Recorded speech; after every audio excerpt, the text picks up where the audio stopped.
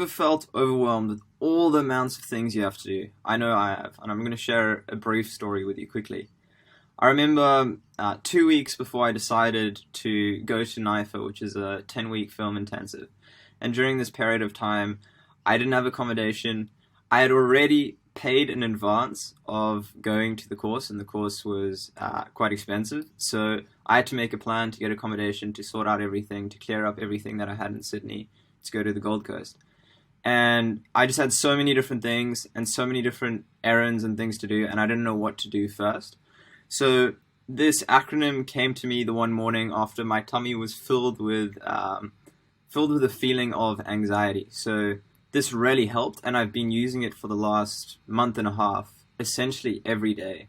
When I think about giving someone an action, and I think about taking an action myself, and I'm not unsure. You don't have to use it the whole time. Our goal isn't to be a tool, but it's to use tools when they're necessary. And this is a really useful tool that I found. So it's called the ACTIONS acronym, and essentially it starts with the key question. So the key question is, what is your most important question right now to achieve the most important goal or objective in your life? It can be very specific, or it can be quite vague, depending on whether you're exploring or not exploring. So one of them, so say for example here, the key question is, what can I do in the next 10 to 60 minutes to achieve? Then you've got fulfilling a meaningful life. That's often what people want. An ultimate vision, a specific goal. This could be a specific business metric, like I want to get $10,000 worth of the ultimate profit for my business, or I want to get $1 million this month in revenue, whatever your specific goal is. Or you can have a specific feeling, like say you want to feel more calm. It's like, what actions can I take that make me feel more calm? Oh, I can do yoga. Oh, I can do all these different things. So sometimes it's also just a feeling that we want behind the goal. And then you can put in the specific time frame that you would like to accomplish it or achieve it, because then your mind can get very specific. Sometimes you don't need to put in that much specificity, but sometimes it's also really useful. So you can have it in 30 days, 1 month. So in regards to my goal, I had to clear out everything, get to Gold Coast, find accommodation, and set myself up essentially. So I was asking myself those key questions. Next is the specific action. So you don't have to overthink this. You can take a deep breath, ask yourself the key question, and then go, what action is it? So say, for example, my action is to, what would my action be? My action is I want to be healthy, right? So it's like, oh, what action can I take? I can exercise, I can run. Okay, I can run.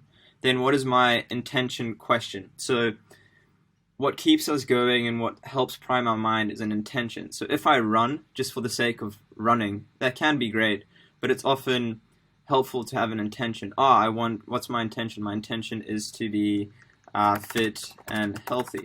Because then this helps me not just limit myself to running and help me find a better solution to running as well. Next is, how much time do I want to run for? Today I don't have that much time. I just want to run for 10 minutes. What do I imagine the first step being? This is often the thing that most holds us back, is just that initial first step. So this is incredibly important, because if you come up with little first steps that are easy, it's much easier to gain momentum and to keep things going. So the first step within this one would be putting on my running socks. Excuse the roughing. Okay, now we've got, let me just delete this because I've gone through it. Now we've got the obstacle solution and outcome satisfaction. So what this essentially means is the OS is how I think about it is, what's the major obstacle that would stop me from doing this? What's a solution I can think of in advance? And what's a satisfied outcome? What would I be satisfied with doing this? So an outcome solution, so an obstacle that could occur is I could pull my hamstring. This is really getting into the nitty-gritty of it, because essentially this tool is used when you're blocked and you don't feel like you're taking the action, or you feel like you're procrastinating on something. So it really breaks it down so that it's very specific and clear and easy to get started. obstacle, and then what's the solution? What I can do is I can do a dynamic warm-up. Excuse the spelling. Then we've got outcome satisfaction. What would make me satisfied with this is I don't stop running for the full 10 minutes, whatever it is. And then I really like this one because with habits, with taking on new actions, especially if we're stretching and expanding our comfort zone, one of the most important things is having the identity of that activity. Because it's a lot different to go, I'm going to the gym once versus I am someone who goes to the gym. So what is the number one identity I can have here is I am a fit and healthy person.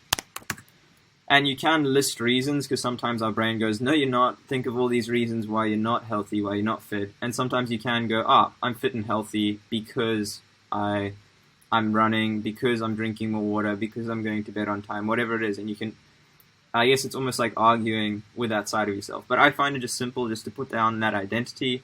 This has primed my mind for the next activity. Very quick. It happens in like 5 minutes. You don't have to overthink it. And then lastly, and most importantly, is the surrender aspect. So just to recap so far, we got action, clear intention, question. You can also just have clear intention, the time you want to do it for, the obstacle solution, the outcome satisfaction, the number one identity, the surrender, and now finally the surrender aspect. So the surrender is in weakness. I think surrender is just, you have your clear intention, you know where you want to go, and then sometimes the universe or something gives you a surprise that's even better. And you don't want to be attached to that previous version because we're constantly evolving and entering the unknown in each and every moment. So I love the idea of surrender, and that takes off some of the pressure and allows a certain flexibility and adaptability. Say, for example, I'm starting acting, and on my run, 5 minutes in, I meet Russell Crowe. It's not that likely to happen, but say it does happen. Am I going to go, no, I'm going to stick with these 10 minutes. I promised myself I'm going to stick with these 10 minutes. Or is that closer to my ultimate goal of being involved within the movie industry more, and I'm actually going to talk to Russell Crowe and have a great chat? So that's just an example of surrendering to the moment in the process. So I just remind myself at the end, I allow myself to focus fully on this present moment. But if something even better emerges, I give myself full permission to surrender and follow it. And no matter what happens, I will always love myself. Because I think that's the biggest fear that I have sometimes around taking new actions, is that I fear I'm going to be a failure, I fear it's not going to work out, I fear I'm not good enough, all of these different things. And if I know that the self-love that I have for that action will always be there, and I don't need anyone's permission or validation at the end of the action to feel good about myself, then I think it lowers the pressure, lowers the stress, lowers the anxiety. And yeah, that's the actions equation. This is part of like I guess I've got a whole list and different processes here, which I can share more of if you found this useful. Let me know how you think it can be better, what you loved about it, if you're going to test it out. Thank you so much for watching, and yeah, take the next best action.